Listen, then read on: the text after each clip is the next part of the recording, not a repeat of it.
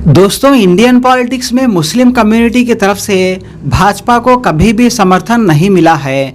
इसके बाद भी भाजपा ने हमेशा से ही ये दावा किया है कि जितने भी गरीब मुसलमान हैं, पिछड़े वर्ग के मुसलमान हैं, जिनको पसमानदा मुसलमान कहा जाता है, तो भाजपा का ये दावा है कि पसमानदा मुसलमान अभी भी बीजेपी के साथ हैं। उन्होंने ये भी दावा किया है कि ट्रिपल तलाक के मुद्दे की वजह से बहुत सारी मुस्लिम बहनें भाजपा को वोट कर रही है, यानी बहुत सारे साइलेंट वोटर्स भी मुस्लिम्स में है बीजेपी के। ये दावा है भाजपा का, लेकिन कहीं पर भी ऐसा कोई बड़ा डेटा अवेलेबल नहीं है जिसको देखकर ये बताया जा सके कि मुसलमान भी भारी भरकम में बीजेपी को वोट कर रहे हैं, क्योंकि बीजेपी के रैलीज में कभी भी ये नहीं देखा गया कि बहुत बड़ी तादाद में मुसलमान वहाँ शामिल होते हो। वैसे अब रिसेंटली पार्लियामेंट के अंदर रमेश भिदूरी के मुद्दे के बाद लग नहीं रहा कि अब पसमानदा मुसलमान भी भाजपा को समर्थन करने वाले हैं, और उधर कोलकाता में भी मुस्लिम समाज काफ़ी आक्रोश में लग रहा है सरकार के खिलाफ। रमेश भिदूरी तो कह रहे हैं कि हमने किसी कम्युनिटी को गाली नहीं दिया, हमने तो दानिश अली को गाली दी। दानिश अली कौन से कम्युनिटी से आता है? मुल्ला बोलने का, आप दानिश अली का नाम लेकर गाली देते? ये मुल्ले को बाहर निकालो, ये कटवे को बाहर निकालो, ये आतंकवादी है, ये उपद्रवी है। ये भाषा क्या दर्शाता है? एक तरफ प्रधानमंत्री कहते हैं कि उनको कपड़ों से पहचानो। किसको कपड़े से पहचानने की बात कर रही है? हिंदुस्तान की आजादी में जितना आपने लड़ाई लड़ा है, उतना ही हिंदुस्तान के उलमाओं ने अपना खून की कुर्बानी देकर हिंदुस्तान को आजाद कराया है। और हम किसी से भीख नहीं मांग रहे। ये हमारा हक है पूरे हिंदुस्तान में कि जितना आपका अधिकार है उतना मेरा भी अधिकार है हिंदुस्तान में। आजाद भारत में, आजाद आसमान के नीचे हम हर वक्त ये कह सकते हैं कि सारे जहां से अच्छा हिंदुस्तान हमारा, हम बुलबुले हैं इसके, ये गुलिस्तान हमारा। तो कैसे देखते हैं, जैसे अब सड़कों से निकल के अब ये संसद तक पहुंच गया है। सड़क पर आप देखिए ना किस तरीके से आप एक दाढ़ी टोपी वाला को ट्रेन में गोली मार दिया जा रहा है, एक दाढ़ी टोपी वाला को यूपी में सरेआम मॉब लिंचिंग कर दिया जा रहा है, मध्य प्रदेश में उसको मारा जा रहा है, दलित के ऊपर में ओपन पेशाब कर दिया जा रहा है। किस तरीके का आप देश बनाने का कोशिश कर रहे हैं? क्या 2014 से पहले हमारा देश ऐसा था?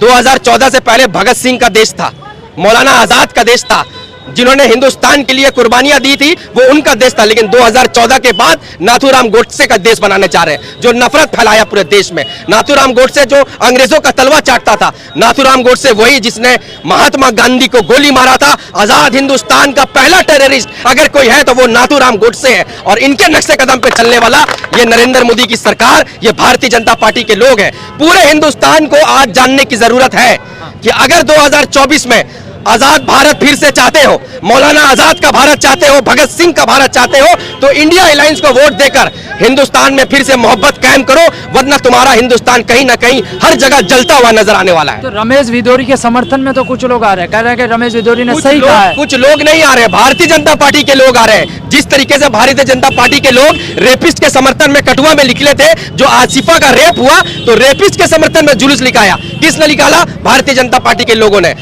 जो उन्नाव में रेप किया बीजेपी के एमएलए के समर्थन में भारतीय जनता पार्टी ने वहां पर रैली निकाला। तो इनका इतिहास रहा है, किसान के खिलाफ भारतीय जनता पार्टी है, मजदूरों के खिलाफ भारतीय जनता पार्टी है, महिलाओं के खिलाफ भारतीय जनता पार्टी है, युवाओं के खिलाफ भारतीय जनता पार्टी है। और मैं ये कहता हूं कि पूरे हिंदुस्तान के खिलाफ भारतीय जनता पार्टी है। और हिंदुस्तान के लोगों को आज जानने की, जागने की जरूरत है कि हिंदुस्तान में जो नफरत फैल रहा है उसको आप रोकिए।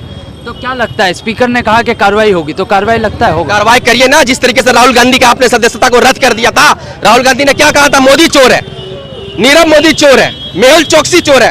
उन्होंने नरेंद्र मोदी को चोर नहीं कहा था, लेकिन आपको इतना मिर्चा लग गया कि राहुल गांधी की सदस्यता को तुरंत कैंसिल कर दिया। लेकिन मैं शुक्रगुजार हूं सुप्रीम कोर्ट का कि उन्होंने कानून के हिसाब से राहुल गांधी को फिर से गरजने के लिए, इन लोगों के नाक में दम करने के लिए संसद में भेजा गया फिर से। रमेश भिदूरी जैसे लोग के मानसिकता, जैसे लोग जो मानसिकता दर्शाई, वो लोग कहां से पैदा होते हैं, क्या लगता है? आरएसएस से पैदा होते हैं। आरएसएस का काम ही रहा है 70 साल में, जब से हिंदुस्तान आजाद हुआ है, वो यहाँ पर हिंदू राष्ट्र बनाने की कोशिश कर रहे हैं। लेकिन जब ये राष्ट्र का निर्माण किया गया आजादी के बाद, तो हिंदुस्तान को भीमराव अंबेडकर जी ने संविधान दिया, और संविधान में यह पहला शब्द लिख दिया कि यह राष्ट्र जो है ये सेकुलर है।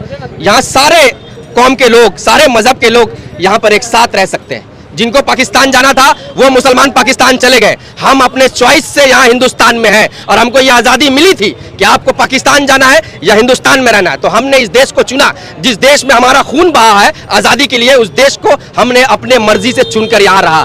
और इस देश का संविधान हमको पूरा अधिकार देता है कि हम इस संविधान के हिसाब से हिंदुस्तान में रहें, लेकिन रमेश बिदूरी जैसे लोग हिंदुस्तान में अगर जहर फैला रहे हैं एक समुदाय के खिलाफ, तो प्रधानमंत्री को उसके ऊपर में स्ट्रिक्ट एक्शन लेना चाहिए, स्पीकर को उनके ऊपर में एक्शन लेना चाहिए कि एक समुदाय को आप पार्लियामेंट के अंदर में गाली बक रहे हैं, उसके ऊपर में कड़ी कार्रवाई करनी चाहिए। तो क्या मुसलमान इन सभी घटनाओं के बाद सुरक्षित महसूस कर पाएगा? नहीं कर रहा है ना।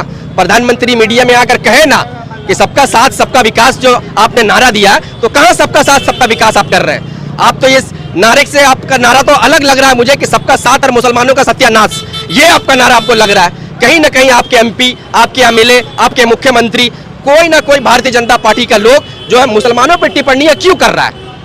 हमने क्या इस देश का बिगाड़ा है? इस देश के लिए हमने कुर्बानियां दी है और ये हमारा हक है। अपने हक को हम लड़ाई लड़ के लेंगे। अगर कोई हमारे हक को छीनने की कोशिश करेगा, चाहे वो रमेश बिदूरी जैसे लोग हो, चाहे भारतीय जनता पार्टी के लोग हो, संविधान के हिसाब से हिंदुस्तान में जब तक लड़ाई लड़ना होगा हम लड़ेंगे। एक आखिरी सवाल, क्या लगता है रमेश बिदूरी के ऊपर कार्रवाई होगी? अभी तक तो देखिए इनके जितने एमपी और एमएलए लोग हैं, जो टेनी का बेटा था जो किसान के ऊपर में गाड़ी चढ़ा दिया, उसके ऊपर में एफआईआर करने के लिए पुलिस डर रही थी।